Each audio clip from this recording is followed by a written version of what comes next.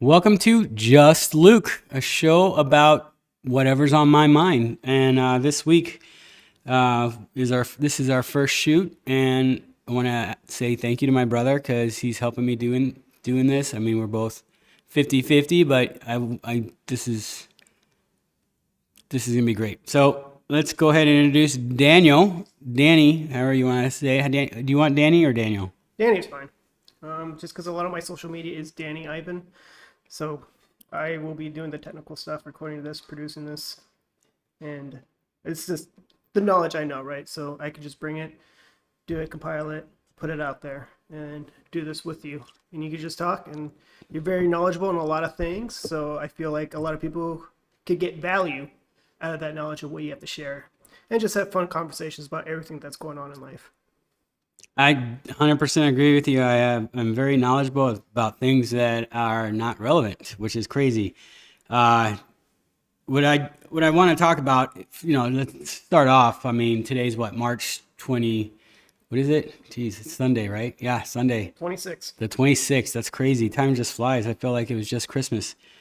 But first and foremost, the topic of today that I just woke up to, and let's talk about it real quick. Jonathan Majors, the Kang from Ant-Man, I guess had some assault charges against them, which is wow. It's like big time because I feel like he's on the cusp of being a big time actor because he was just in Creed 3, and if you look at him, he is swole. He reminds me of Denzel Washington, like his level of talent. No, Denzel's my number one guy. Denzel's like way up there. Well, he's definitely way up there. But He's I'm saying, getting there. No, he's getting there. He has the He's, potential. I'll give Oh, him potential. 100%. I see what you're saying. Are you saying Denzel wise as far as acting, like, what Denzel brings to the movies? Denzel has a presence to him, right? Denzel Washington in like a lot of the movies you watch, like Training Day. Wow. Like Denzel brings it. He's an amazing actor in all the movies he does. You look at him and you're like, this dude's legit, So this could be just a headline for the most part because I'm looking on the news here, and the first line it says from the Associated Press that the actor Jonathan Majors was arrested Saturday in New York on charges of stagulation, assault, and harassment, authorities said.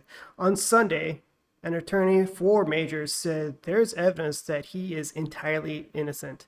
So there sounds to me like there's just speculation. It could be just he's a famous actor and someone got something on him, could take advantage of, or maybe it's all true, right? We don't know until we know. Well, I think it's unfair too. I think the media blows it up where like they hear something and they blow it out of proportion. But now it's out there. Now people are reading assault. The headline is Jonathan Majors assault.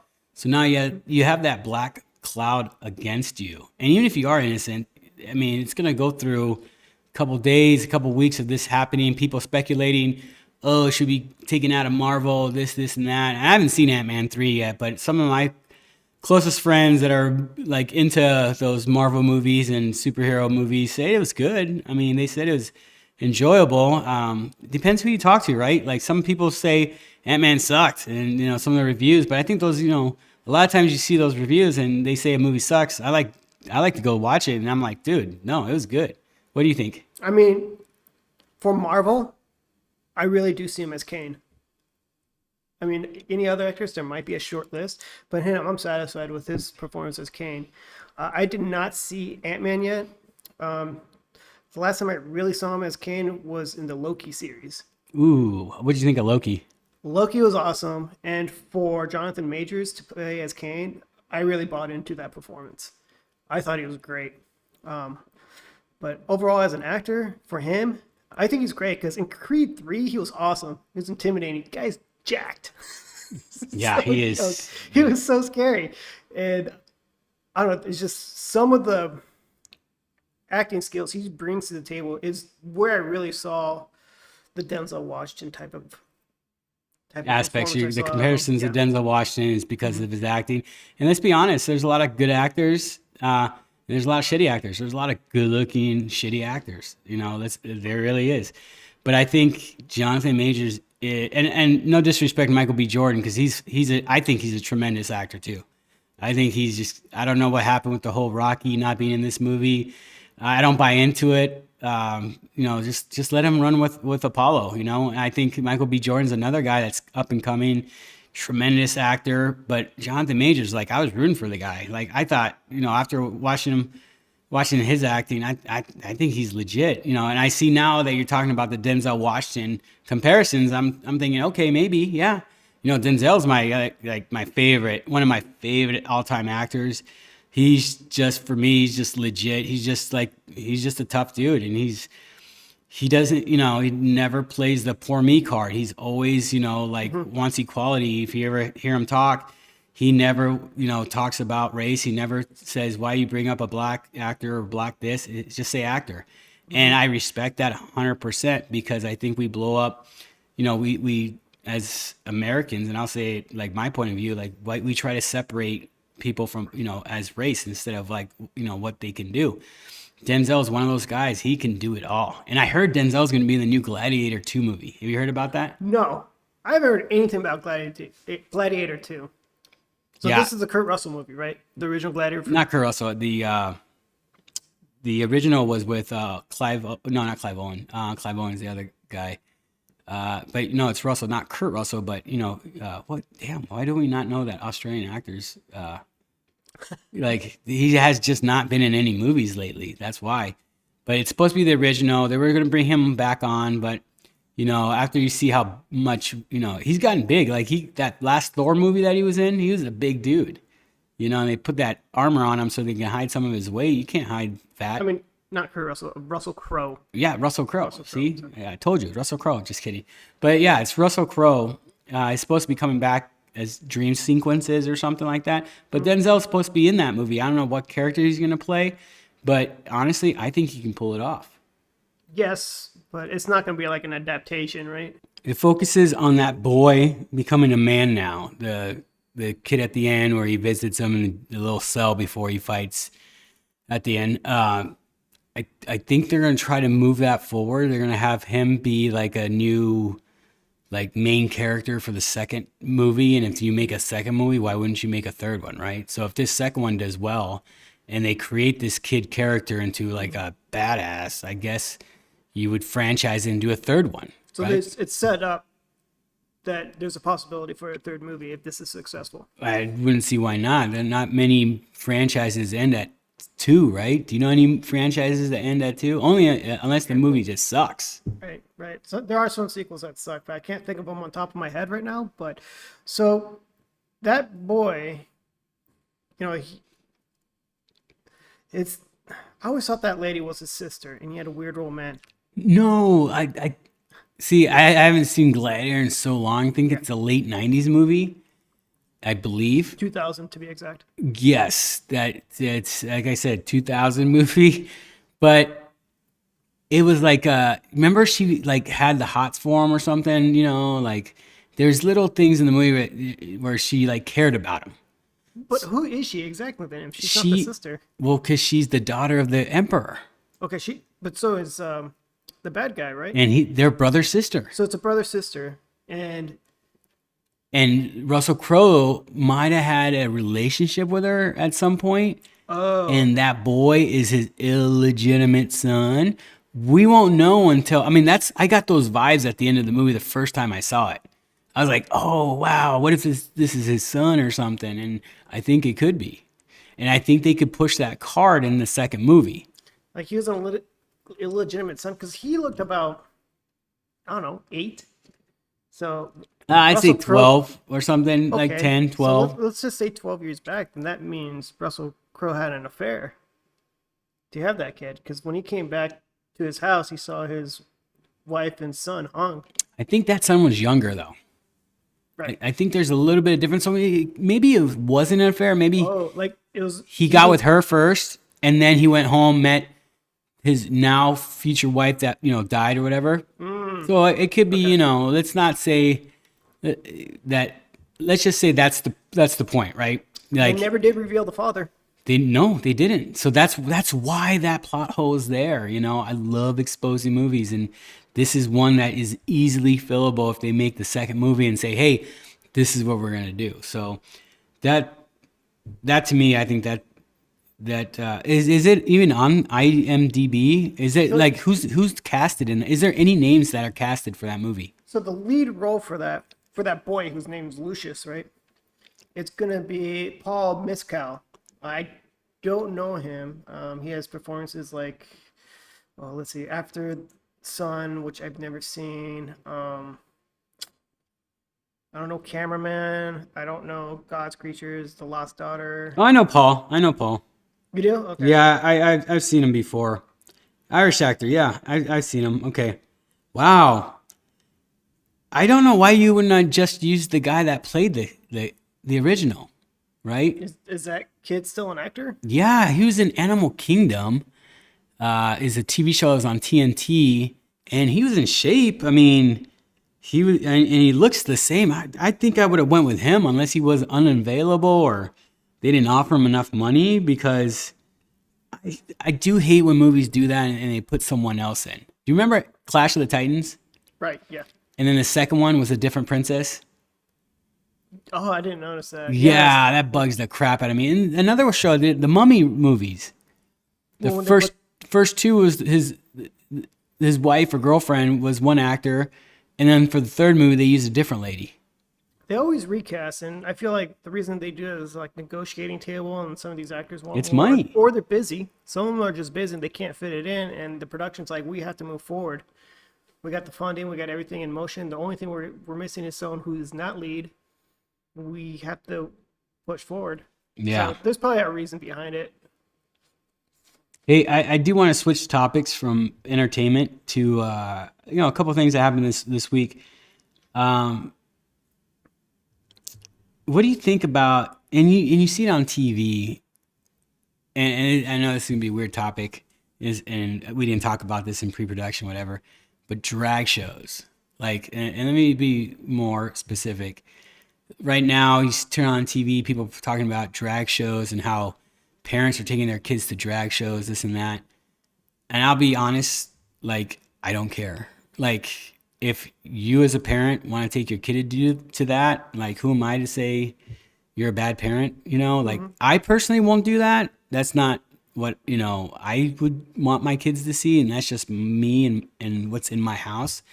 But as a parent, if you want to expose your children to that, and that's on you. I'm not here to say yes or no or look down upon. I have a lot of friends that I look, like, oh, I can't believe this and that. I'm like, it really doesn't matter. So what is a drag show exactly? Because I've never been on them, and is it appropriate for children? Again, we're on that fine line. For me, I don't feel it's appropriate, only because a drag show, if it's a sexy drag show or even a regular drag show, it's now a drag show is, what you see on the news, it's a guy dressing up as a woman, right? Good for you. If that's what you want to do, I don't care what you do. I mean, we should just let them be. If you want to do that, awesome. If there's an audience for that, awesome. I just don't participate in that. And like, but I don't look down on you if you like to go see that or take your kids to that.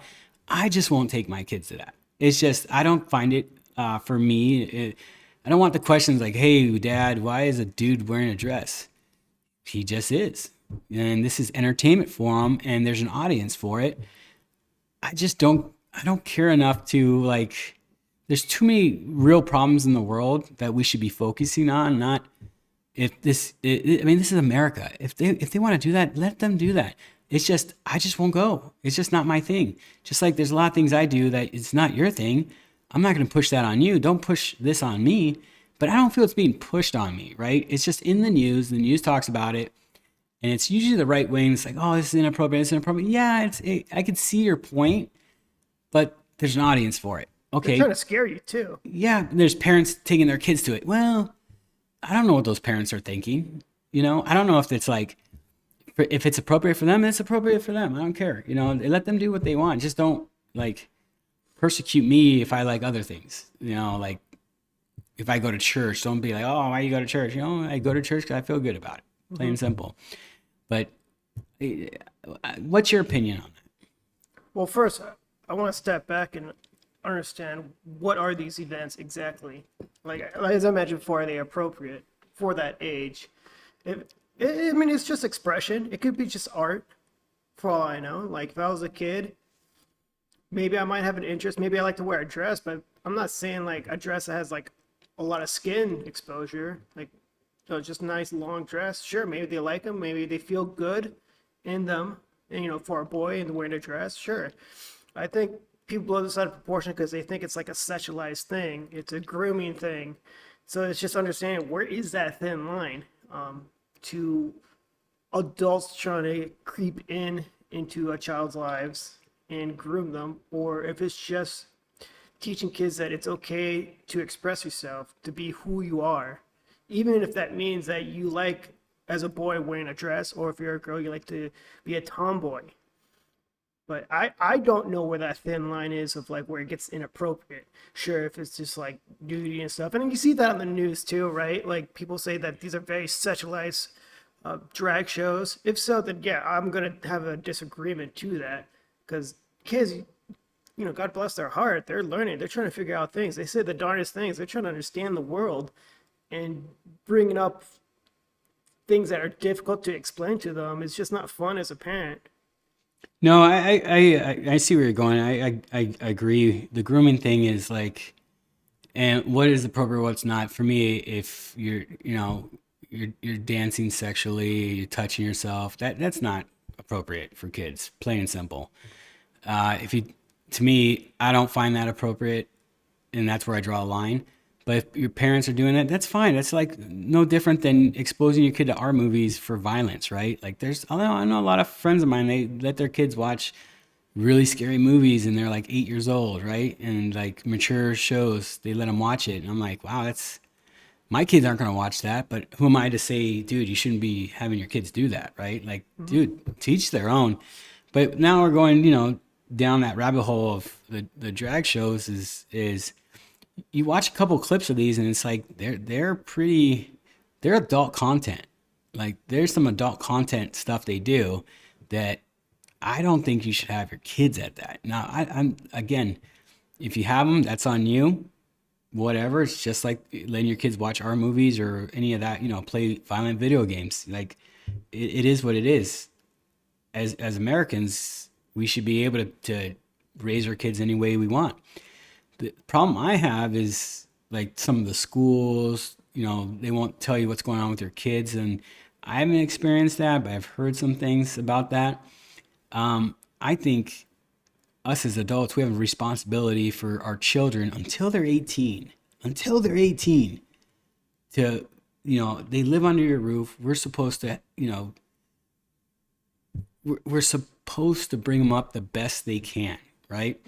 Exposing them to what's going on in the world, like, and I'll say woke for one thing. I don't understand woke. I don't know what woke is. And just so everyone knows, like, I'm neither left or right. I'm super like, don't care. I don't care about either of your parties because they both suck. Plain and simple. There's good and bad on each side, but like my argument would be like the parents should have say until you're 18. Plain and simple. Your kid should not be making lifetime decisions until they're 18. If your kid comes to you and says, I think I'm this, I think I'm that, okay, let's talk about it, and this, we have a lot of we have some trans in our family, transgender, and we have gay, lesbian, and we don't love them any different or love them any less. The trans thing, they're over 18. Like, cool, if that's what you want to do, I'm glad you waited, and they'll be the first ones to tell you that it's their decision. They don't push it on anyone, but the ones that push it is like the higher ups that don't have kids or their kids are already out of their house. Like, no, you should not be pushing this on me or my kids, like, and that's how I feel. What do you think? So, I mean, trans communities, most of my interactions, all of them have been great. And it's just people who don't like them trying to find the most extreme to label and paint them all with the same brush. It's very similar to, like, say, the Catholic Church. There's a handful of bad priests out there that labels all priesthood as terrible, when we know personally that most of them are phenomenally great people. So for trans and people who like to do drags, most of them will argue that some of the shows are a little too inappropriate, to scale back a little bit. Make it just still a child learning experience, that it's okay to express yourself. If you're a boy who likes to wear a dress, no one should make fun of you for it or make you feel bad for doing it. If you're a girl who likes to wear boys' clothes, no one should make you feel bad about it. And you're going to find people who are at the extreme to really cherry pick, maybe find something on the internet. Usually it's old content that's like, you see they're sexualizing the kids, they're trying to manipulate them, they're trying to groom them, this and that, and they're just going to try to put a negative spin on it. But I mean, that's really my take on that. Yeah, I agree with that. I think, again, live and let be. I totally preach, just be a good human being. That's all we care about. Just be a good human being. And I 100% agree with what you're saying. Like, hey, if we're a dress, we come from a Hispanic culture, which that is frowned upon. Like, it's like really machismo kind of thing. Like, it is what it is, but like that's hard to, like, I'm gonna break down a personal experience, and yeah, sorry if you know who you are, but I remember going to my mom and dad's house and picking something up, and all our uncles. I don't know if you're in Hawaii, so you didn't know about this. All our uncles on my mom's side of the family, and aunts, they went up to see the snow.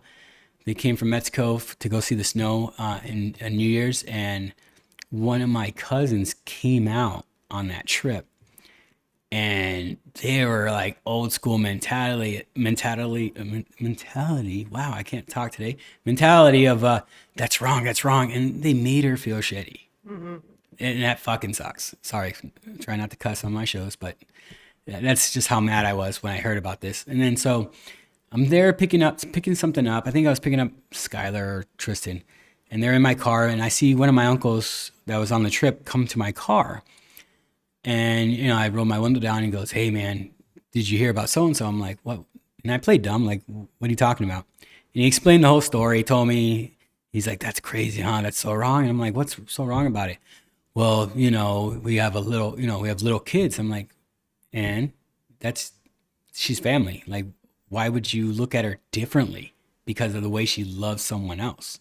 And to me, that kind of was like, to hear that kind of hate from a family member about another family member, like, I was like, are you effing kidding me? Like, these aren't the things that my grandpa instilled in us. Like, my grandpa instilled, you love everyone in your family and you love them the most you can because we're blood. We're sangre, is that way you say it. And when I was hearing this, I was like, dude, you're out of your mind. So I told him, how's it affect you every day? You're going to lose money from this? Like, are you going to love her less? Are you going to have your kids not be around her less? Like, that's pretty crappy. This is family. Like, it's easily explained. Oh, there's a little girl, and there's a little girl in the family that was on the trip, and what, she's going to be gay now? Like, that doesn't work that way. It is a preference. It is something that I believe, and this is my belief, that you just prefer, right? It's like me liking a margarita pizza compared to you liking pepperoni pizza. That's what it is. It's love. Let her love who she wants, and that's again, sorry if you know who you are, but I love you. But that's how I feel. I think we need to step off the gas and stop hating on the LGBT community, in especially when it hits home and it's a family member. Like, for me, I don't love them less, and I try to understand them. Like, I try to like, hey, I'm dumb to the they them stuff. Like, I don't know, so if I slip up, you please correct me. But it's not because I'm ignorant. It's just, it's not in my everyday life. You Oh, know. yeah, absolutely. And I think that's where it comes from, is that the unwillingness to learn and understand that just because someone is not very similar to you and they need to confine to these type of ideologies, if someone has a different preference, they should show support or understanding first before jumping to a conclusion of despise and unacceptance. So just because someone just came out, you immediately need to shut the door on them, to block them and disassociate with them immediately. Well, what's the big deal? Just because they have a different preference? It's something you're not willing to understand. This reminds me a lot of like when there's cultures that clash, of people not willing to understand other cultures as well. And how is this any different? Just you're not willing to understand and learn, so it's just easier for you to disassociate. I mean, that's all I can think about that. I'll admit though, they do try to push it on certain things and on certain people, and like the whole, I think I forgot there's like a hockey team out there that four of the players didn't want to wear the gay pride stickers or the LGBT jersey for warm-ups or something. And good for them because, there is a belief aspect that, it's against their religion. And so it's against their religion. They don't hate you. It's just, it's not part of their religion, right? So you can't fault them for not wearing something you're trying to push. It's the same thing if if I came to you and say, you got to wear this Jesus Christ shirt on game day. Well, it's not my religion. I'm Muslim, right? You can't do that. Why is it that we think it's okay to do the LGBT on you if you don't believe in it? Well, I don't believe in pushing agendas on people. 100%. Right? We don't like it when people knock on our doors and try to convert us to their religion. We don't like it when people try to convert us to their political views, especially if you're on the opposite. No different when I'm trying to push other agendas as well. Like, you have to support us. Like, I support you in my way, but it doesn't mean I have to be, going to your extreme on that agenda. I'm happy to support however I can, as little as I can, as much as I can, whatever fits my preference. But if there's someone you disagree with, you're not obligated to associate with that person. You can disassociate and no longer talk to them and go away from them. Yeah, but I feel like when you're trying to push it, like even what I thought was kind of a slap in the face, and people are going to say, no, it's okay. The World Cup, okay? We're in a country that is anti-gay, Qatar, right? They don't like gays. It's totally illegal in Qatar. And there's countries in the world that like they don't allow it, plain and simple. And it sucks. It is what it is. Just don't go there. Plain and simple. Come to America. Come to Canada. Go to all the European countries that are totally gay friendly. But Qatar put out a thing saying these are our rules. Don't go against us. The media said, hey, let's go ahead and push LGBT. Let's go ahead and have our soccer team captains wear a LGBT captain thing. And Cristiano Ronaldo said no. And it was like, what, you don't like gays? No. You want me to push something, nothing against gays, but you want me to push something in a country that is against it. So you want me to take your bullet and get crushed and then nothing happens to you. And I saw that and I felt bad for some of the players that you're being forced to do that.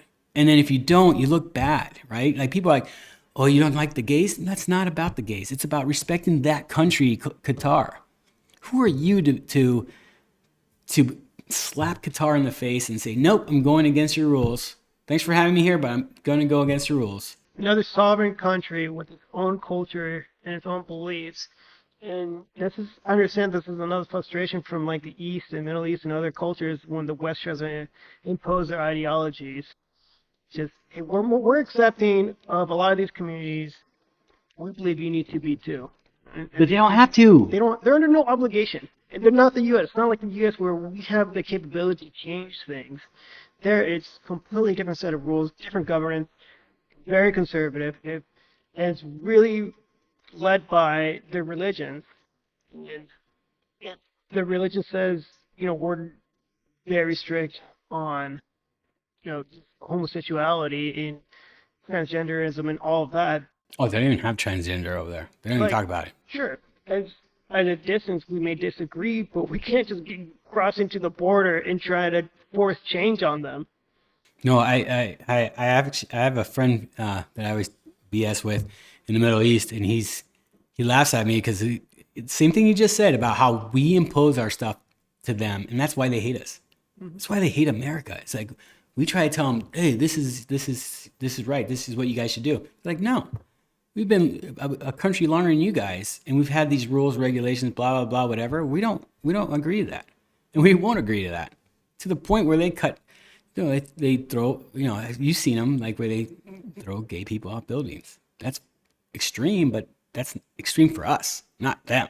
They've been doing this for thousands of years. But yet, the whole thing with Qatar, like we want to wear gay bands. Like, dude, you're disrespecting a country. This is why they hate us, because they tell you don't do this, and we do it. Oh, look, we're America. We can do whatever we want. No, we can't, people. No, we can't. Because at the end of the day, you wouldn't want them coming here and telling us what to do. Plain and simple. And I think it's crazy that we still have that mind frame that we can do whatever we want. Now, as far as, again, I don't care if you're gay, you like who you like. It doesn't bother me, like, at all. Like, I have a lot of gay friends, and some of them are cool as hell. Some creep me out sometimes with the stupid shit they say, stuff they say, sorry. But going back to the whole, like, talking to my buddy in the Middle East, he's like, dude, you guys, like, this is why people hate you.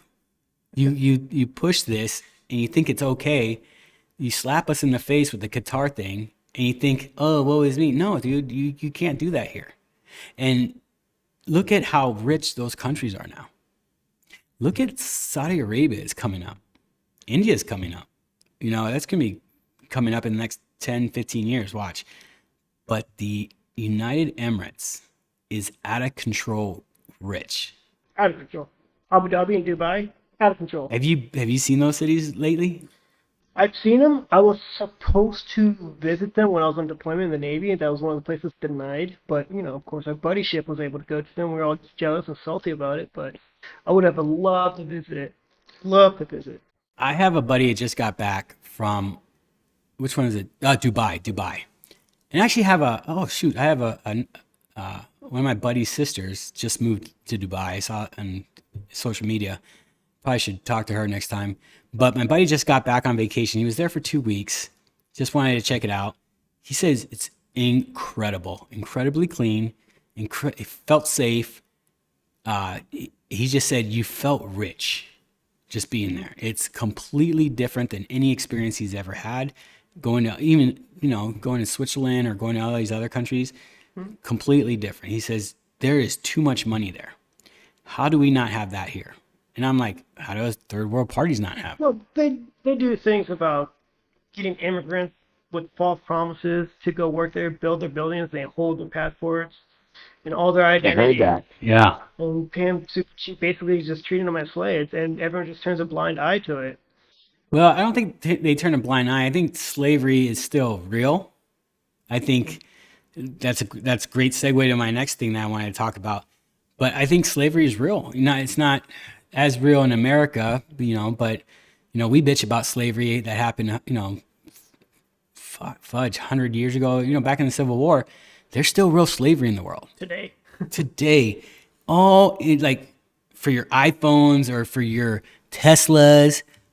I watched a video today about one of the mines that they have in Africa, and they have all these African kids and teenagers and young men using their hands to dig, using these like cheap, and like there's mudslides, or not mudslides, like sand slides that covers like these people in the tunnel, and they're trying to get them out of the tunnel.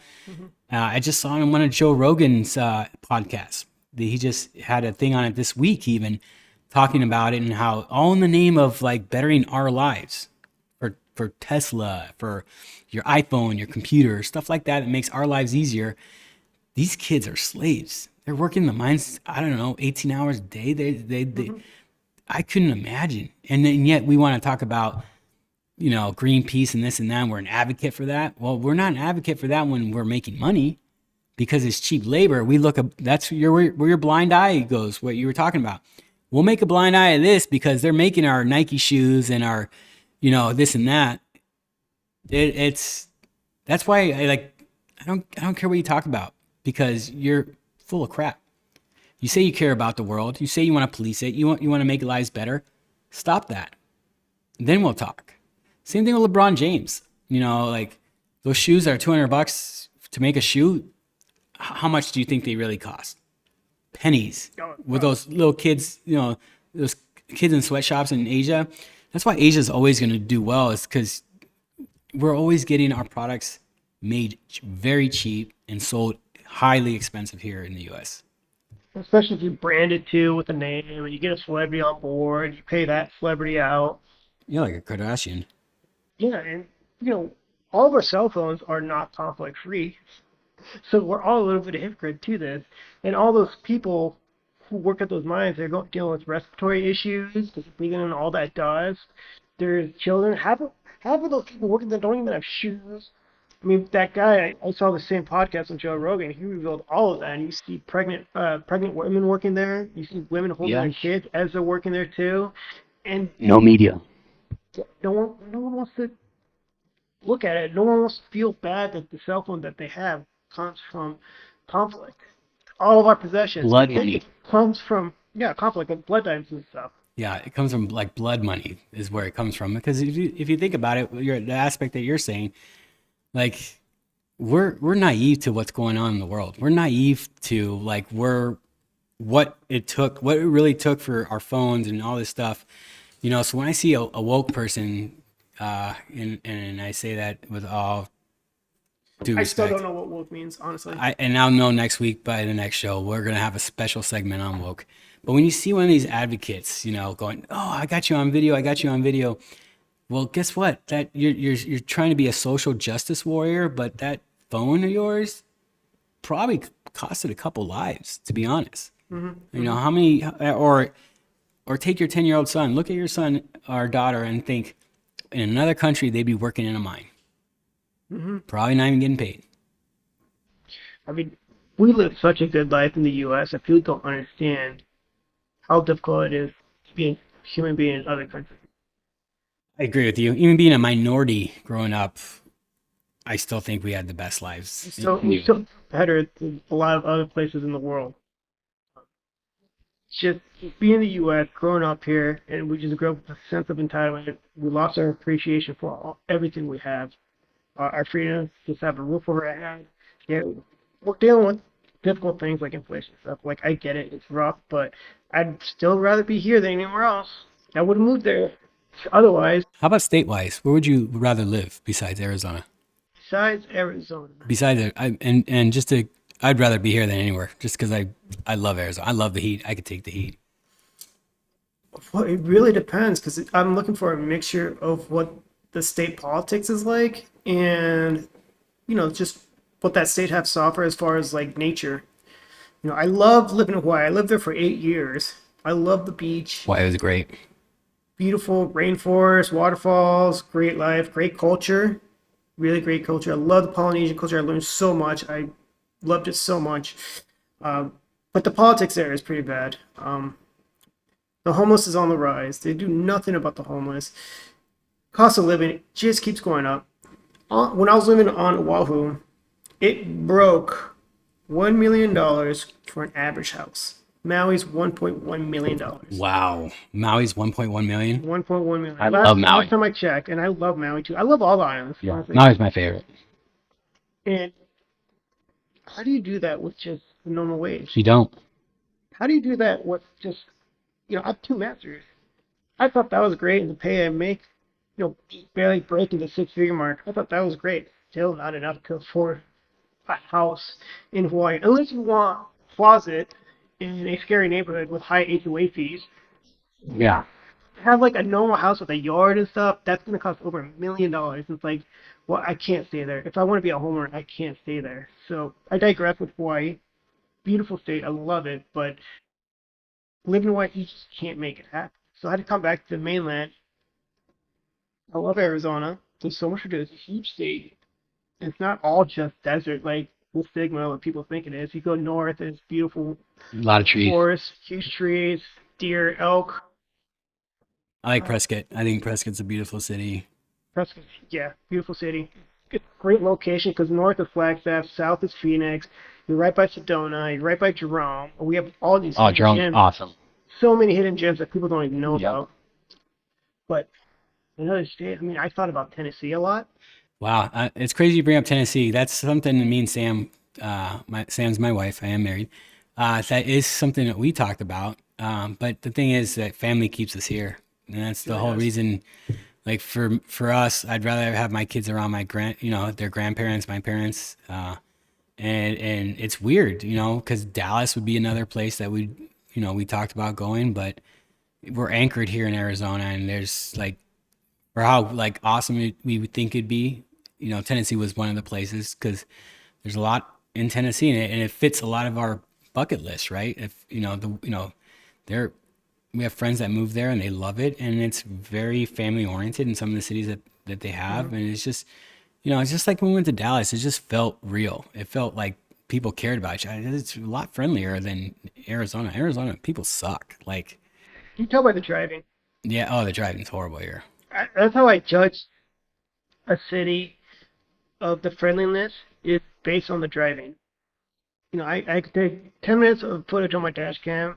If I count how many people speed to cut you off, no turn signal, poor driving habits, it's a real reflection of the attitude and sentiment there of that city. Oh, that's a pet peeve of mine is signals. When someone, I don't care if you cut me off, you cut me off. But if you don't have your signals on, I'm like, come on, dude. It takes two. People also don't use it properly too. They turn their signal on halfway their turn. You're supposed to signal, wait at least 2 seconds to give your surroundings Bingo. time to realize that you're gonna turn into that lane, and then safely turn into the lane.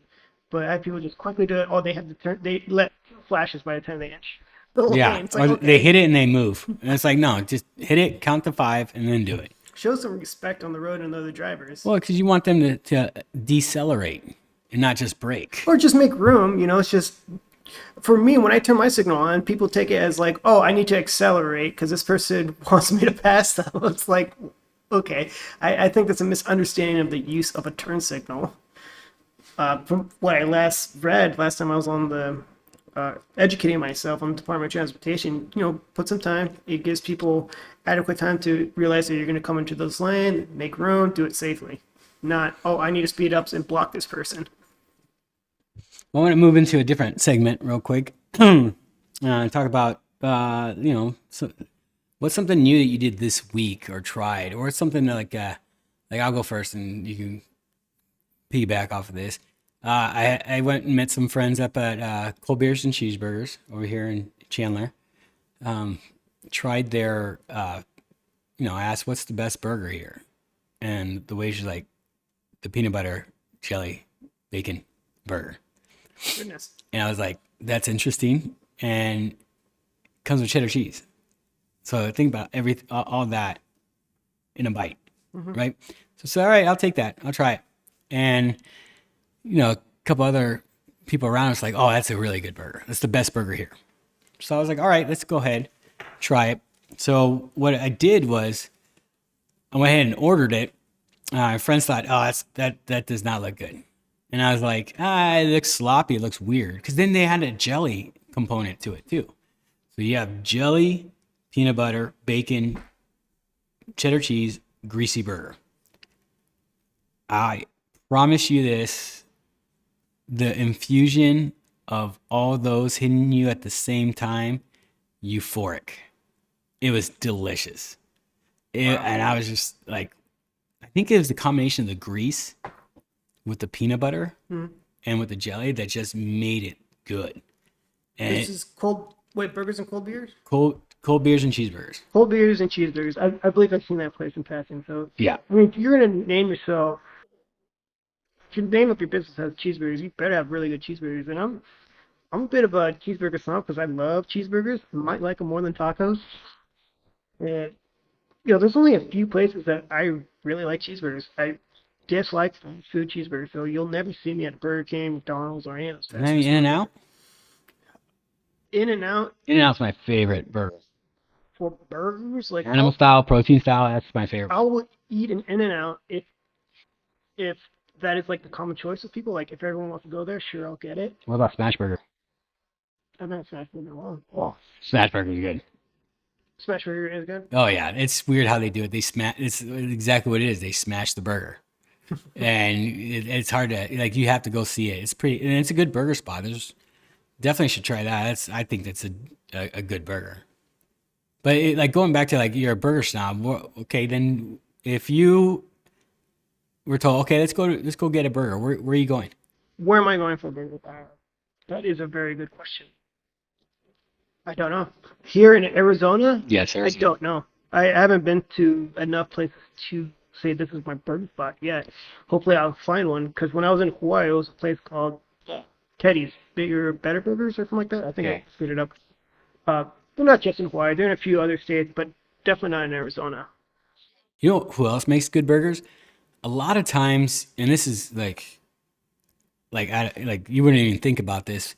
Going to like a nice high end steak restaurant and ordering a burger, and it makes you look cheap because it's probably the cheapest thing on there, and it's still $30. But I kid you not, we went to Roaring Fork in Scottsdale. Best burger I ever had. Oh, I'll be And my wife was like, "Are you seriously ordering a burger?" And we were there with a bunch of friends, and I'm like, "Yeah, I want to try a burger." You know, and not to be, I know exactly. Everyone's looking at me going, what a cheap ass," because it's the cheapest thing on the menu. But I wasn't looking at that. I really wanted a burger. I didn't want this like $90 steak that I could probably make at home. You know, I wanted a burger, so I got the burger there, and I didn't even finish it. I ate half of it, and it was just juicy. Roaring Fork in Scottsdale by Scottsdale Mall. I'm telling you right now, is the best burger, hands down. We have no affiliation with them, by the way. It's just a Absolutely. Comment. Let me know if that's something. If you want, go and try and tell me what you think, because I don't think you're gonna not like it. I think it's gonna be definitely something you're gonna be like, holy cow, Luke was right. this is a free praise for them, and I don't think we 100% free. I will praise no everywhere I negative go. comments on any places, so we'll hold back on that. But free praises, sure. I'm Yes. sure the people will appreciate that and to check them out.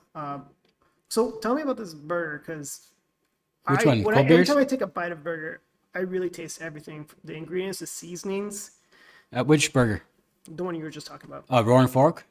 God, it's been a minute, but the thing that stuck out to me is a thick patty, and it was like the combination of a perfect bun, where it wasn't just a plain bun, where it's like just a cold bun at some of these burger places you go, and you're like, dude, like for a $20 burger, you can't even toast a bun.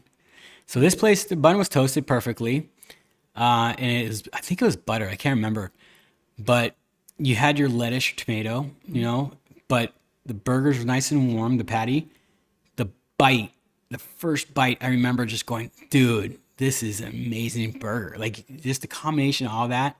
I think a toasted bun with the patty being nice and warm and just right off the grill, it was good. Regular lettuce, tomato. Yes, regular lettuce, tomato. I had like a whatever sauce they put on there. Nothing crazy, but it was good. How was the patty cooked? How was it patty cooked? I usually go anywhere medium rare on my patties. They gave you an option, right? Oh, they give you an option. Oh, the steakhouses, they give you options. They're not like fast food places, or even like if you go to Chili's or Applebee's or any of these other, nothing wrong with those places at all. I'm sure they have good burgers, but they give you options at steak places. How do you want your patty cooked? And I always go medium rare. I like a little red because it's a steakhouse. They know how to make them. And it was nice and juicy. And man, I feel like getting a burger today just thinking about it. But Roaring Fork is definitely legit. I still think that one was number one on my list. But the cold beer cheeseburger burger last night was pretty good. It's just different. It was just different. By the end of the burger, I mean, you're messy. You got hot patty. You got the peanut butter jelly dripping. The cheese and bacon. I mean, it's a good burger. To try it out, it's definitely different flavors. But everyone that works there, they all said that was the best burger. So I was like, yeah, bring it on. It was good. Should try this burger, and we should do a video review on it. We could, or just we'll go to the place and do a quick video, upload it, and so people can see what it looks like. But I always give places that I go to free praise, just because. Especially if they're really good. Yeah, if you do something right, I'm gonna tell everybody like, hey, try this place. Especially if it's a good local area too. That's just trying to. Yeah, if you do it wrong, I just throw an egg at your door. Well, not anymore. They're like $10 a dozen, but I Oh, think that no. before. Just kidding. Thank you, inflation, right? Oh my gosh, inflation. Like that's another subject that we can jump into real quick. It's crazy to me how expensive everything is now at the grocery stores. But I'll tell you a story. Yesterday I went to our sister's son's birthday party in Gilbert, and there's a Trader Joe's by there, and we don't have one in Chandler. So my wife's like, "Oh, it's my favorite store." Blah blah.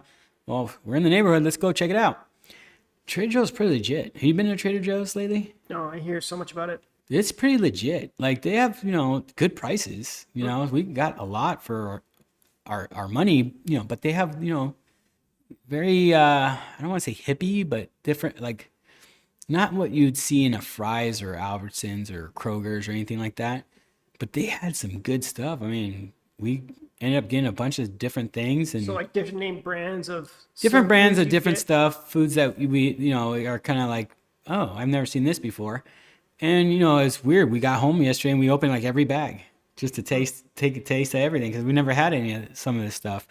Like these pickled chips. I'm sure Fry's has some, but this is like exclusive to Trader Joe's. And I was like, this looks weird. And the reason I let my son get it is because the guy behind him grabbed 2 bags of it. And I was like, okay, it must be good. So go ahead and get it. And I tell you, those are like my new favorite chips. They're the pickled chips. And I will, do a review or something like that on that down the road. But it's pretty good. But it's a good little place. And I wish they had one in Chandler because they had a lot of cool stuff that you can grab and make on the go for like a dinner. But they just had, there's a lot of things we wanted to grab, but we're like, when are we going to eat this? It's going to go bad. But they had a lot of good stuff. So that's, for our dollar, we got quite a bit. But going back to inflation, like you go to the grocery store now and it's like, what used to cost $30-40. Now it's like, it's almost $100 trip now to go to Fry's for a couple things, Right? Isn't that which it wasn't like bad? that. My Costco, like back 4 years ago before COVID, going to Costco and hitting $100 was like, oh, you always hit about $100. We hit 300 the other day. And I was Just the like, same just a stuff. couple stuff. I was like, how is this $300? Right. It's crazy to me, but just every little thing is expensive. Like coffee creamer, just your everyday stuff they used to get. Like I remember getting these pork sausages for $1.50. They would go on sale for 99 cents. Normal price is $4 now on that. I'm like, whoa. And you still find deals, And what I hate about marketing is like, oh, this is only so and so. And I'm thinking to myself, no, this sale price is what the price used to be.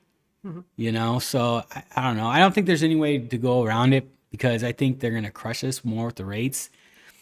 And it's because we kept printing money. And now with this whole banking thing, they're 100% going to print more money soon. They have to. You think they absolutely have to? Because they need They don't have to, but this is a different disaster that a lot of people didn't see happening. And it's not just a disaster. It's a lot worse than people think. Well, I'm surprised a lot of people didn't see inflation coming a mile away when we had quantitative easing, because the increase in prices is just the cost, not the cost. It's the symptom of inflation, because inflation is just an increase of the monetary supply. So you just inflated the monetary supply throughout the country, and now you need to disinflate, bring back some of that. Now I'm saying disinflate, not deflate. Disinflate to bring it back down to 2%. Deflation will be greatly bringing it down, the prices and everything. Because right now they want it at 2%, but the last 4 years, the average of inflation was like 5-6%. They're not going to bring down the average of the last 4 years to 2%. They're just going to go back to 2% and coast from there again. So there's not going to be any backtracking of inflation that we experienced in the last 4 years. Yeah. It's What just if prices the stay the prices are going same? to stay high, but It's a new they're going norm. to move up at a slower pace than the last 4 years we went through. Yeah, I think that's like the new norm. Like and I hate to say it, it's what capitalism is, right? They know you're going to pay for it because you need it. So why not keep the prices up? And I feel like most of them jack up the price because they know every other good's going up. Let's just put our goods up. Well, these goods like on chickens and eggs and all that went up because, not to go down conspiracy holes or anything. all these like poultry farms were blowing up, like blowing up. Like you can go on the internet and see all these different like warehouses just getting like Navy SEAL blow up. Like they burn down. Like how the hell did that burn down? Like not going down the conspiracy theory hole, but like that's just one maybe. But when you have like 10, something's up. My conspiracy is just to have fun with conspiracy is that some of these industries. And you're wearing a chicken shirt too. Yeah, I am. I'm wearing a chicken shirt that says adobo, just for my Filipino friends out there, because I love chicken adobo too. Either way. Some of these industries, let's just take one, like, let's just say, like, the car industry. They all work in pursuits, like, let's drive up the prices as fast I as hate possible. you guys. And then we'll compete and slowly cut down the price over time. This way, they still make at margin and make significant profits. They make a ton of profits, especially on new cars. I'm not looking at new cars or used cars, as a matter of fact. I'm not looking at any I'm cars. still fixing my current car. But you know, like going back to cars and stuff, like we're so like, oh, we want the latest and greatest. And like right now, you see all these, like even yesterday, my wife made a comment, there's so many big trucks on the road, right? Like I feel like Gilbert has a lot of people with big trucks. We have huge wide roads, and Yeah. for the outskirts of Phoenix, yeah, like the East But you Valley. need those because a lot of them are really far. But you know what? There's a lot of 4x4s never even hit dirt out here. It's so true. And you know who they are because you can see how they like they prettied up their truck or whatever, you know, and chromed it up or whatever. Like I have a couple friends at work that, dude, you don't four wheel. Like they don't want to take it four wheeling. Just a talking point. Why'd you buy a Jeep Rubicon if it's never gonna see dirt? You know, it's just like, look what I bought, and it's crazy to me because a lot of other like really rich people drive Hondas and Toyotas. You know, you have these cars that last 20, 30 years. Like look at Toyota. They came out with a product like Toyota Corolla, you know, or Toyota like 4Runners and stuff. Never breaks. They're made to stand 30 years in a third world country. Think about that. You're going to get that from a Land Rover. Land Rover's going to break down. And you're going to spend 200 grand on an SUV. It's going to break down. That's the status symbol. That's like, look what I got. You know, rich people don't care. They're like, I'm taking vacations. Yeah, and the people who are I'm trying enjoying to my look life. People who are trying to be rich are buying the new cars every 2-3 years, taking a loss. And instead of, you know, living their best life, and that might be, you know, to them living their best life is like trying to show off what they have. But I, you know, I've always been in the mindset, why do you want people to know what you have? So you can get robbed, you know? So, you know, I've been really conscious on that. It's just, you know, be on paper rich, not show off rich, like not have car payments. Why do I want a car payment? That thing is a depreciating asset, you know? But going back to Toyota, like they came up with a great idea, but all these other companies are like, no, we don't want to make a car that lasts that long. Then you're not going to buy another one for 30 years. Let's make a car, it breaks down in 4, you buy it right at the final year of your whatever payments you make. And then right now with rates where they are, like a car payment, like the new norm is $1,000 car payment. That is ridiculous. How crazy is that? I thought 300, 10 years ago was rough? I thought 300 to me was about the limit where I wanted to be when I used to have car payments, and that was over 10 years ago. But now, like looking at people's, you know, looking at their credit reports and stuff, seeing 700, 900, you know, the other day I had a husband and wife that had 3 cars, all 700 and more. One was 700, one was 900, one was 1100. I was like, what the hell is a $1,100 car payment? Oh, I just bought a Dodge Rebel. Why? Exactly. You show off to the wrong people, to try to impress the wrong people. And it's just terrible money mismanagement. Well, I think growing up too, one of the things that we had, like growing up in a Hispanic family, is that when we had parties, everyone had a Chevy Silverado. Do you remember that? Yeah. Going to parties, like, oh, so-and-so has a birthday party. Oh, so we all have to go, blah, blah. We show up, you see all Chevy Silverados in the parking lot. It's hilarious. And now you buy a Chevy Silverado, it's like 60 grand.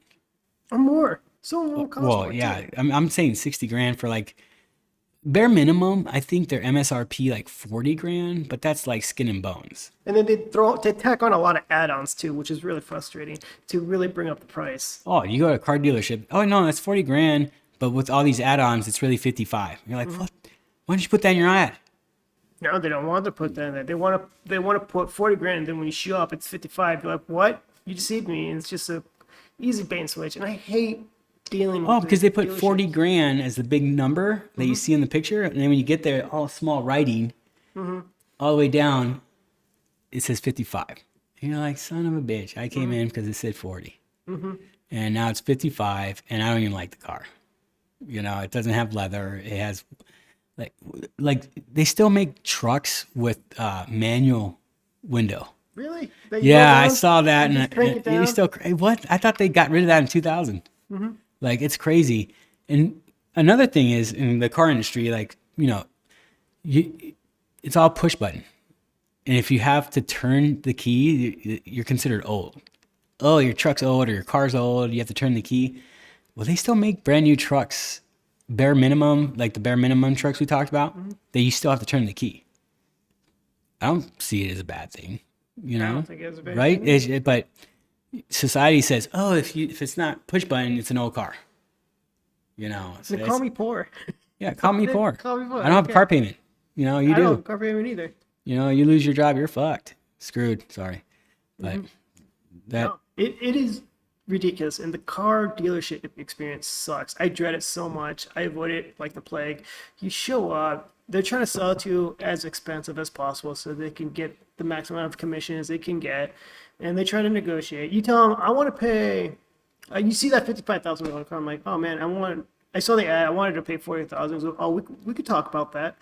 All it is that they're just trying to negotiate. Like, we'll try to meet you halfway. No, no, no. I said 40 grand, not even more. And then you leave pissed off, and then they're like, "What's going on? What's going on? Why is this bad?" Like, and everyone, all the coworkers around, like, going, "What's wrong? What's wrong? This was great. What's going on?" I talked to my manager. You can always talk to your manager and get different numbers. You're gonna give me the same sales tactic. I'm so frustrated with it. I just hate the car dealer experience. I know there's like Carvana coming out where you can just order your car online. You know what? That's how cars should be. You just Amazon that thing. Just have it come to your front door. If you don't like it, return it. They come pick it up. But the whole, I mean, do you really need a salesman for cars now? well, I had a friend that was I have nothing bad to say about car salesmen because I get it. It's a job, just like people in the mortgage industry, realtors, stuff like it's a job. And sometimes, yeah, you have a bad stigma. I have plenty of friends in the car business. I would love to be in the car business. I don't think it's a bad thing. But I had a friend that, I went to his dealership and, they, before I even saw him, someone came up to me and like, oh yeah, no worries, no pressures. We don't work on commission. I'm like, what? Then what do you work for? Like I can't see a car dealership not working on commission. That's weird, right? So then I talk to my buddy. He's like, yeah, we don't work on commission. We work on bonus. Ew, what's the difference? What is the difference? We know the difference, but their structure, like if you sell X amount of cars, you're in a different bonus bracket. So that way it's a light way of saying they don't make commission. Well, you know who doesn't make commission is a store like Best Buy. And there was a store called Radio Shack where those employees made a commission. Who's still around? Best Buy. And why is that? They don't pressure But for you. how much longer is Best Buy around? I don't think they have much longer, honestly. I was in a Best Buy, I couldn't get any service, so I just walked away. Yeah, I've had a couple places where I walked in, I didn't get service, or they didn't say hi, or whatever, or didn't get to me fast enough, and I would just walk away. But I also think today's customer service sucks. It does suck, and I think it's And no one wants to crappy work. pay. It is crappy pay. What's the solution though? I don't know, because I hear people say people don't want to work. I believe people don't want the pay. I agree with you there. Yeah, and okay, let's go into a topic that I want to talk about because it's my show. UBI. Do you know what that is? No. You're Well, fired. universal basic income. Okay, you're hired. Yes, UBI. Here's and a lot of people are like, oh, it can't work. 100%. I 100% know it can work. Here's why. What people don't want to like realize, like UBI in today's age, I feel is necessary. Why? because if you get $1,000 a month, I get $1,000 a month. It alleviates bills. It gives me a chance to go buy that new washer dryer that I need. It gives me a chance that, you know what, I can go out this week and to a restaurant, take my wife out for a date, and that person has a job. I could tip that person. We have a lovely evening. That restaurant stays in business, right? And people are like, no, you can't do that. Really? Because we're printing money left and right. And we did that for Ukraine. Well, corporates have UBI. Corporations have UBI. And corporations have UBI. Like, but they don't want to give it on a person. And here's a guy that I do respect. And a lot of people are like, oh, you're crazy. Andrew Yang. You ever heard of Andrew Yang? Of course. I love Andrew Yang. And if you're listening to Andrew, I love you because I think you're a smart dude. Your party sucks because they kept you down. He would have been a visionary for the Democratic Party. 100% believe it. And I think if he was white instead of Asian, and I hate to say that, I think his ideas would have had more merit. I think his ideas would have gone farther. He's a smart dude. He's trying to do the Forward Party, which isn't going to work because the Republicans and Democrats don't want a third party. No. You're taking votes away. Yeah. Yeah, it screws up. And they're both in bed with each other. Let's not act like they're not, okay? The left wing, right wing are on the same bird, plain and simple. But Andrew Yang came out with UBI, and I started like, that's not going to work. I started listening to him more and more, listen to his philosophy. But the thing with UBI is it abolishes welfare. Think about that. It abolish welfare. It abolishes welfare because Well, you have to get rid of it. you have to get rid of it. Do you know there's generations of people that have been living on welfare and that's all they know?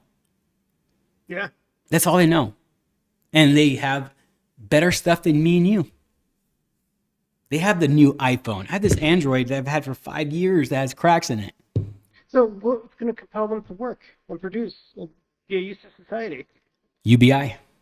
But You don't get anything extra. You just told me that people live on welfare and they just get nicer things than us. So what's the incentive to work and gain more? You don't get nice things then. You get the bare minimum to live, and that's it. Okay, where do you get this $1,000 a month though? It would be given to every. Now, here's the tricky part. Do you do it for every U.S. citizen or every person in America? Oh, sure, but I still don't know how you keep that $1,000 a month circulating because, They spend it. of course, but how is the $1,000 not the new zero? I see where you're getting at, and I don't like it, everything's but just gonna that's cost okay. No. $1,000 more. More. It could. Well, it's already gone up.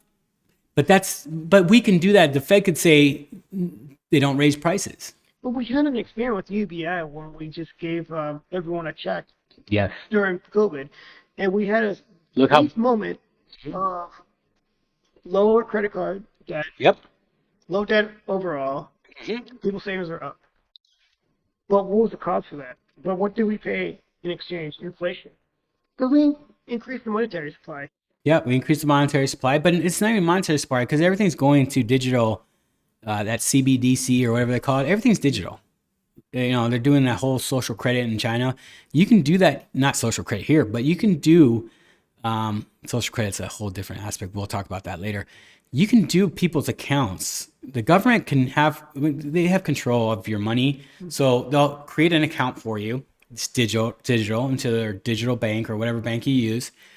And they'll put that $1,000 in your account that month. And then go spend it on your rent, go spend it on your food, go spend it on whatever it is, right? So if you have husband and wife, that's $2,000, right? That you have. And depending where you live, you can stretch that out. And if you can't, you go get a part-time job. But you're gonna work. You gotta do something. And there has to be programs of the government for those like welfare cities. Cool, pick up trash, we'll pay you X amount, or we'll credit you X amount. I think everything's going to a credit here in the future. It's not gonna be just, our paychecks are already ones and zeros with direct deposit. I think everything's going to go to a credit system that the dollar, it's still going to be based on the dollar because we always go to war for the dollar, but it's all going to be given electronically. And I think if you want to make more money, there's going to be ways for you to make more money. Like, work at a daycare center, work at have you ever heard of 15-minute cities? No. What is a 15-minute city? I don't know either. I've heard about it, but I don't know. It's something about like they're trying to create. I don't know. It's a conspiracy theory thing that they haven't put too much mind to it. Well, here's my problem with UBI is that, not to quote Starship Troopers, but anything that's given free has no value. So if you give people $1,000 a month when there's no productivity behind it, then why should people have confidence in that $1,000 a month? The productivity is human kindness, or No. that productivity is that you need to spend that money. What if I give you $1,000, but I said you have to spend it in 2 months? Oh, you have to spend it. You know they do that in China, right? So I did not know that in China. Like they gave. I just China made that gives you up. Money? I just Okay, made that up. Thank you. Yeah. Thank you. I heard a rumor that they do something like that, but they're working on something like that. You would need a check account that says here's $1,000, but you're required to spend it. You can't save it. So that forces people to. That would be your UBI. That'd be your UBI. I think that would work. Your UBI should be a separate account, a credit system, and then you have your regular bank accounts for your jobs, right? No, well, that gets screwed. Then how do you track people spending that $1,000 without The that? government already tracks everything you do. Hey, this creates jobs for the government. You know, another job that costs them probably on the books 10 million, they'll charge 100 million to the feds or whatever. Just like airplane toilets are like $4,700 a toilet bowl. Like that's not real, but they charge it on their things, manifest. But I'm saying that would create more jobs for people in the government. Like, okay, we're gonna track this, and it's easy to track. It really is with blockchain. You know, not cryptos, but the blockchain. The blockchain having that ledger of who the money goes to and having records, it's no different than bank accounts already. Or just require blockchain. Just give people a crypto that they require to spend. We don't even have to give them US crypto. dollar. It's the same aspect though, crypto or the credits, right? So this could be like the UBI credits or UBI crypto, whatever you want to call it. It spends, you don't get taxed on it, nothing. The government gives you $1,000 tax free. You have 2 months to spend it. You can spend it on rent. You can spend it on food. You can spend it on whatever you want, right? In the future, they're going to be able to control what you buy anyways. So if you get UBI, you won't be able to buy, what's that welfare thing? EBT. Like on EBT cards, you can't buy alcohol, supposedly. I think. I don't know. I know that with food stamps, you couldn't back in the day. But with an EBT, you can't buy fast food. But now, like Jack in the Box, I saw a sign saying EBT now accepted. So I guess that's like I guess because it's food, right? yeah, but it's expensive food. If you're on EBT or those welfare, it's supposed to be because you have kids and you should be buying stuff at stores. But then again, with inflation, everything's jacked up anyways. But I think UBI for me, going back, circling to the beginning, UBI would be a way to get people off of welfare and pushing them off of welfare. Because if you're on welfare and you're creating other generations of people on welfare, there's no incentive to ever get off of welfare. But if you give them a UBI and you say you have to spend this money in 2 months, this money is for you to go out to a restaurant. It's to go buy a washer, a dryer, go buy a car even. Make that as your monthly payment. But it's something that you're putting money back into society. But it doesn't mean that the price of the wash and dry is going to stay the same. It's probably going to increase. It could increase. Well, there should be rules that it can increase. And we can make that. Who's to make that decision? Most of us are not going to agree with that one person who makes. Yeah, the no, decision. because capitalists. That's where human beings we suck. Because we're like, oh yeah, everyone's getting $1,000. Like this $500 TV is now $1,000. Like, come on, dude. Like, Yeah, they know you have the money and Yeah. you have to spend it. Why not spend it for my goods instead of my? I just think we need to get people off of welfare. How do you do that though? That's I just told you, UBI. UBI. But then you're coming back with this capitalistic bullcrap. But it's cool. No, I do understand. That's why I don't have the answers. I just think that this should be applied and let's talk about it. How can we make this real? How can we push this into being a real thing? Because it's not going to. There's always going to be pushback. People on welfare are not going to want to get off of welfare. You know, and I get it. But then again, like, we do have to do something. We can't keep letting the rich getting super rich. We just can't, because the rest of humanity, at some point, there's going to be a breaking point Oh yeah. where the poor are going to rise up and overtake the rich. It's going to happen. And I don't want to put a doom and gloom situation, but we live in America where you can buy a gun. You don't think there's like a bunch of poor people are like, F these rich people? You know, like that could be a real scenario. It's scary. I think those scenarios exist because people get too rich. People have too much. And I really do believe people can get too much. Well, people absolutely do have too much, but no one's stopping them from getting them too much. And who are we to say that we need to stop them? But that's the fault of our governments not helping the you get hired to help the little people, but when you get into the House or the Senate or in politics, you don't care about the little people. No. You care about what stock tips do you have? How do I get rich? How do I get that Pelosi money? That Pelosi money is ridiculous. Yeah, Pelosi money is real. And a lot of people benefit from that in those little cartels. They're cartels. Let's just be honest. They're cartels. And What makes them a cartel? like, what? What makes them a cartel? They they all hang out and they talk about these stocks or like, oh, if we vote this way, we'll make this much. That's screwed up.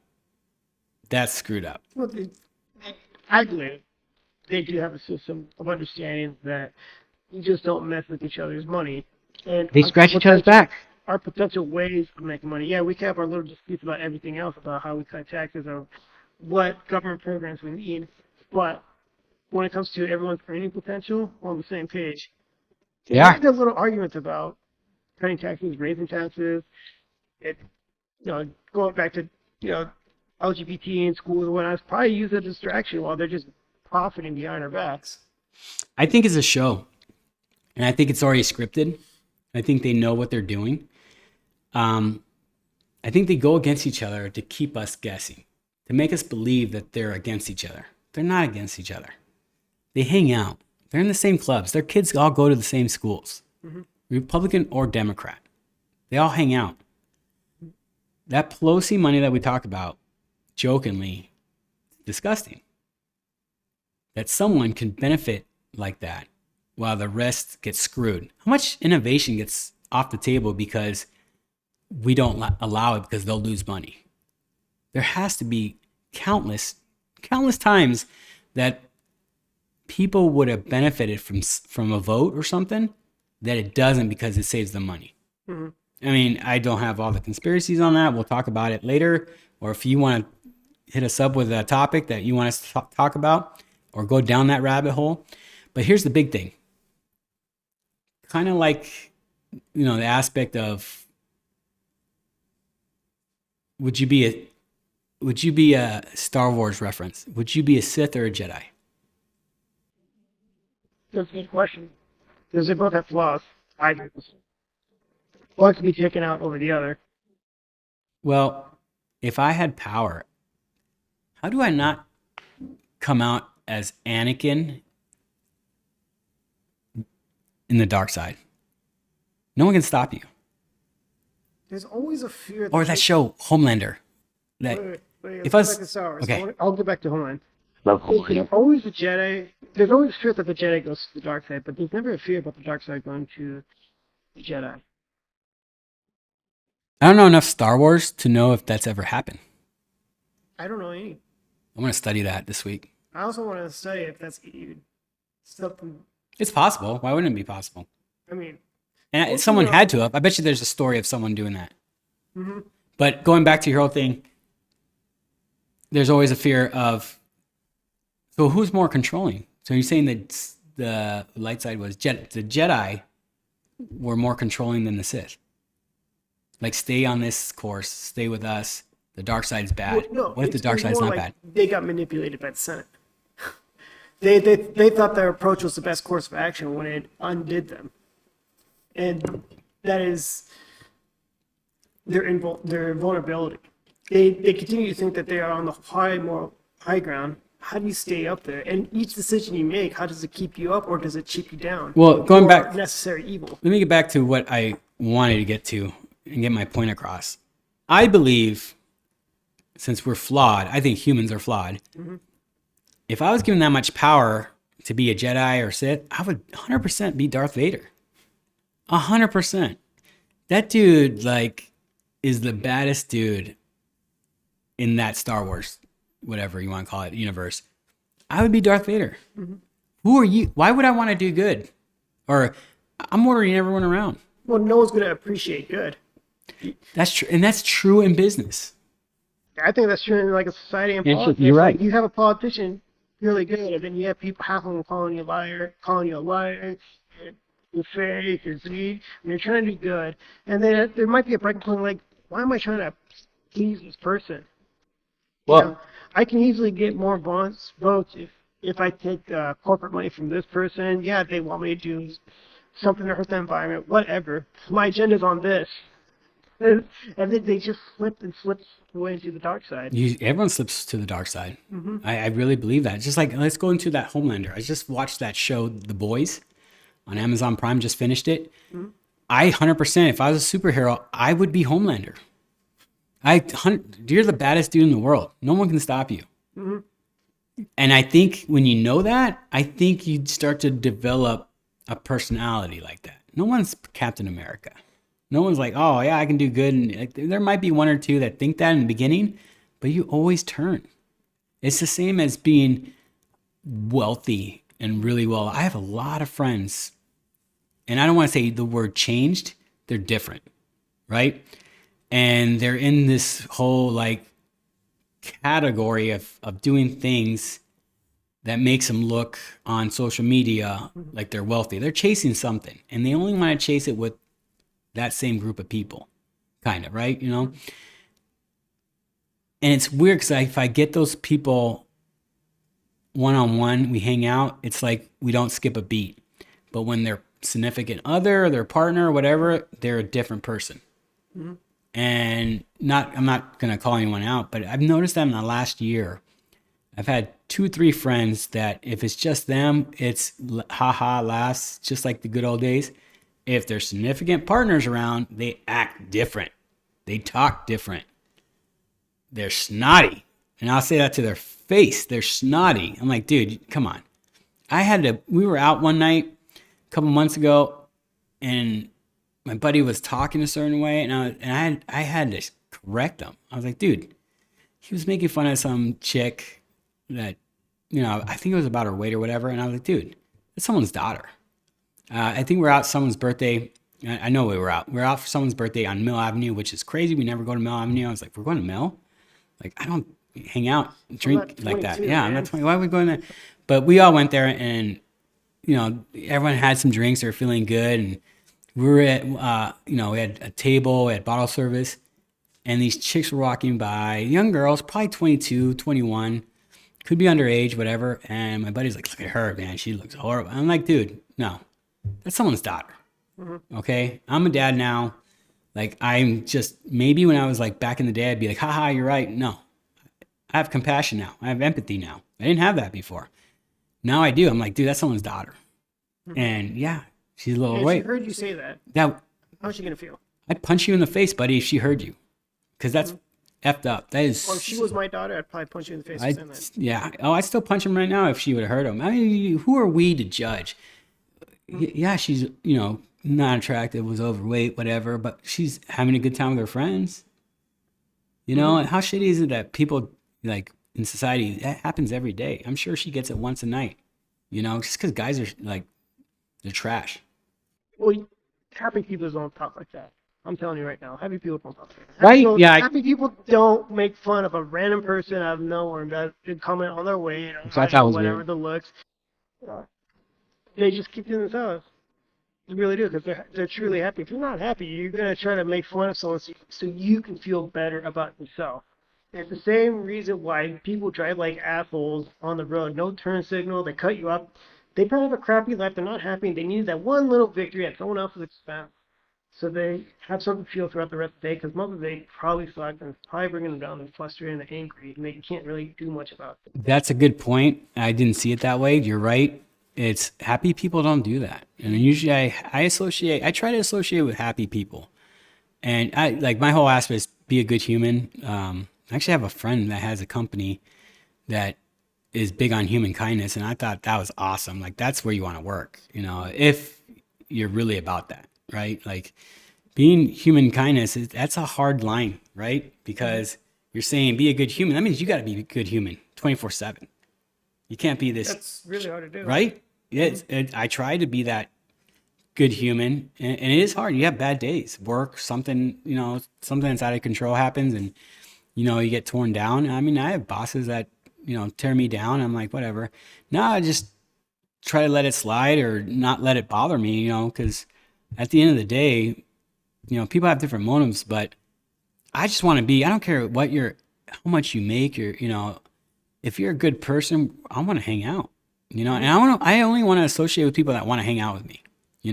My biggest pet peeve, and I hate this, is if you call someone, they don't answer, and they send you a text. Hey, what's up? Are you that busy? I hate texting. I'd rather pick up the phone and say, hey, how you doing? I want to hear your voice. Like, life's too short. I want to engage. I want to know how you're feeling.